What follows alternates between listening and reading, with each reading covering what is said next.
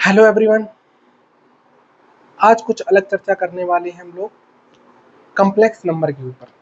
Complex number को जब आप पढ़ते हैं तो आपने कम्प्लेक्स नंबर को इस वे में पढ़ा होगा कि एक्स स्क्वायर प्लस वन का कोई रूट नहीं था, और इस कारण से एक्स स्क्वायर प्लस वन बराबर जीरो का कोई जब रूट नहीं था तो उसको जो अंडर रूट माइनस वन आता है इसको आयोटा मान लिया गया, और उसके दो रूट आ गए प्लस आई और माइनस आई, या प्लस आयोटा और माइनस आयोटा।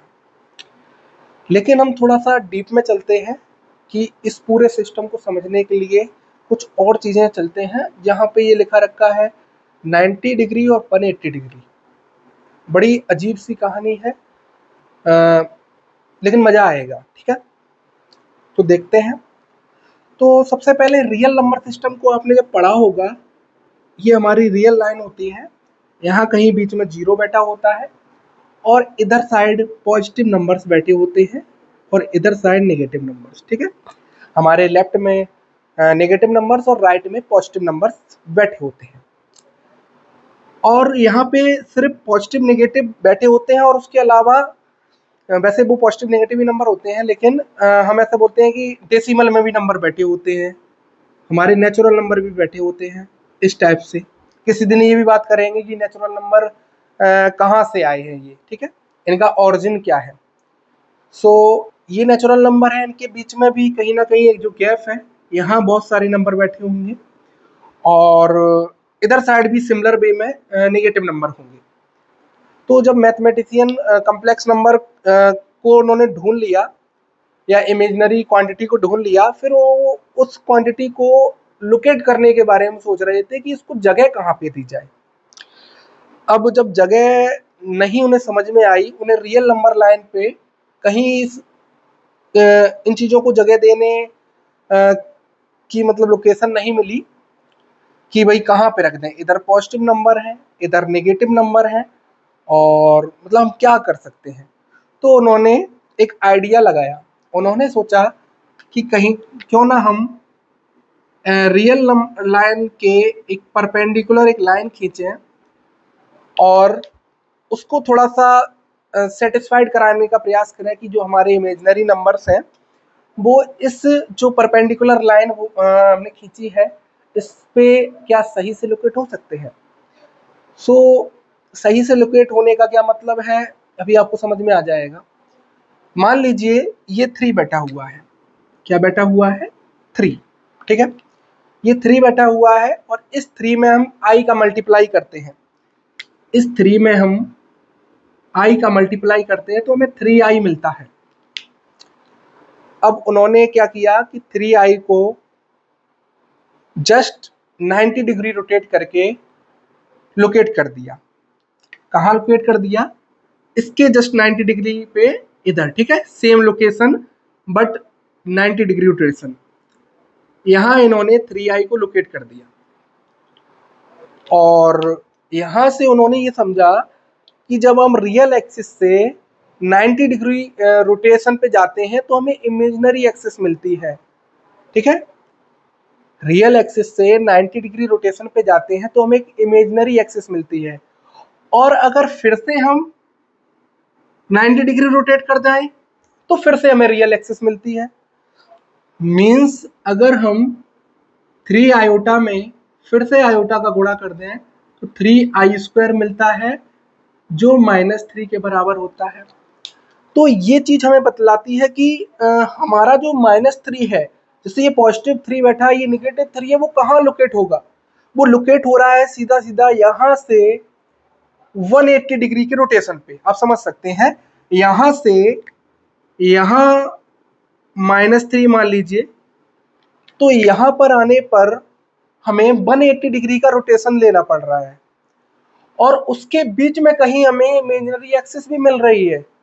ये मैं कम्प्लेक्स नंबर से नेगेटिव नंबर्स को समझाने का प्रयास कर रहा हूं, ध्यान रखना। ठीक है, नेगेटिव नंबर्स वास्तविकता में अपने अलग हाव भाव रखते हैं, लेकिन हम कम्प्लेक्स नंबर से या इमेजिनरी क्वांटिटी से समझाने का प्रयास कर रहे हैं। अब यहाँ से जब 3 यहाँ लोकेट था और हमने यहाँ से 90 डिग्री रोटेट किया तो हम पहुंच गए इमेजिनरी एक्सिस पे।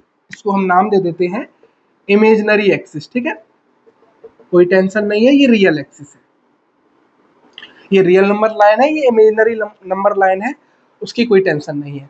तो जहां पे 3 लोकेट होगा सेम दूरी पर, ये 3i लोकेट होगा इमेजिनरी एक्सिस पे, इसलिए मैंने लिख रखा है कि iota is same as 90 degree. ठीक है, मीन समझने का प्रयास करना आयोटा का और 90 डिग्री का एक रिलेशन आपस में, कि जब हम किसी नंबर को रियल नंबर लाइन पर बैठे हुए किसी नंबर को आयोटा से मल्टीप्लाई कराते हैं, देन वो 90 डिग्री रोटेट होकर अपनी लोकेशन को बतलाता है। और फिर से हम अगर उसी नंबर को आयोटा से मल्टीप्लाई कराते हैं तो वो नेगेटिव नंबर्स को बतलाता है पॉजिटिव नंबर्स के यहाँ ऑरिजिन से इसकी समान दूरी पर। ठीक है, इसलिए मैंने लिख रखा I square is equal to 180 degree. ठीक है, 180 डिग्री रोटेशन जब हम करेंगे किसी को भी, यहाँ पे जैसे मैं डायरेक्ट बात करूं 4 को आयोटा स्क्वायर से मल्टीप्लाई में कराऊं, तो अब ध्यान से देखिए क्या हो रहा है, -4 आ रहा है रिजल्ट हमारा। मीन्स हम यहां पे पहुंच जाएंगे अगर हम आयोटा स्क्वायर को मल्टीप्लाई कराते हैं। मतलब है कि आयोटा स्क्वायर और 180 डिग्री में कुछ ना कुछ आपस में रिलेशन है जब हम नंबर को लोकेट करने की बात करते हैं। ठीक है, अब रियल नंबर और ये पॉजिटिव नंबर्स और ये नेगेटिव नंबर्स की लोकेशन कैसे निर्धारित की गई उसकी चर्चा अलग वे में किसी और दिन करेंगे। बट मैं यहाँ पर इमेजिनरी क्वांटिटी से समझाने का प्रयास कर रहा हूँ कि इनके लोकेशन को देने के लिए एक और वे खोज निकाला गया, मैथमेटिशियन ने खोज निकाला, और जिसको हम लोगों ने यहाँ पे समझने का प्रयास किया थोड़ा सा। अब आयोटा को मैंने 90 डिग्री लिख दिया, आई स्क्वायर को मैंने 180 डिग्री लिख दिया। इसका तात्पर्य सिर्फ इतना सा है कि जब भी आप किसी नंबर को आयोटा से मल्टीप्लाई करते हैं तो उसकी लोकेशन 90 डिग्री पर मिलती है। मतलब 90 डिग्री जब हम घूमेंगे, अगर यहाँ पे आयोटा कहीं कोई नंबर बैठा है इमेजिनरी एक्सिस पर, तब भी हम अगर आयोटा से मल्टीप्लाई करेंगे तो वो इधर आ जाएगा। और फिर से अगर आप देखिए, मैं मान लो नेगेटिव एक्सिस पे चला जाता हूँ, यहाँ मान लीजिए -3i बैठा हुआ है। ठीक है, और मैं यहाँ पर इस -3i में आयोटा का मल्टीप्लाई कराता हूँ, -3i में आयोटा का मल्टीप्लाई कराता हूँ तो मुझे मिलता है -3i square which is similar as +3। मतलब फिर से आपने क्या देखा कि यहाँ से हमें यहाँ पहुंचने में 90 डिग्री का रोटेशन करना पड़ा, और मैंने यहाँ पे i का मल्टीप्लाई किया तो 90 डिग्री का रोटेशन यहाँ पर हुआ है। ठीक है, जो इलेक्ट्रिकल इंजीनियर होते हैं वो इसको बहुत अच्छे से समझते हैं और आगे इसका बहुत यूज होता है इलेक्ट्रिकल इंजीनियरिंग में। ठीक है, हम लोगों को इसके बारे में ज़्यादा जानकारी नहीं दी जाती है, लेकिन मैंने इसको थोड़ा पढ़ा तो मैंने सोचा कि इसके बारे में थोड़ी चर्चा की जाए।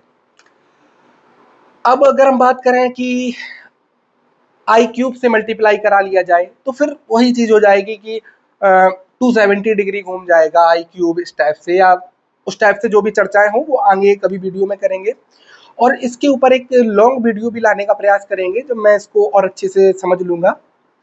अभी तक मैंने जितना समझा था उतना मैंने समझाने का प्रयास किया, और अगर आपके जो भी सजेशंस हो वो आप कमेंट में बता सकते हैं, और आप जो भी मतलब बताना चाहें हमें या जो भी हमसे पूछना चाहें, जो भी आपका डाउट हो, सब कुछ आप कमेंट में बता सकते हैं, कमेंट कर सकते हैं उसके ऊपर। मैं 100% उसका जवाब दूंगा और आगे उस पर वीडियो भी लाने का प्रयास करूंगा। ठीक है, आपके सजेशंस जरूरी है क्योंकि उससे ही हम आगे बढ़ेंगे और सीखने का प्रयास करेंगे। तो आप समझ लीजिए कि हमने ये चीज़ क्यों लिख रखी थी, इसका तात्पर्य क्या था।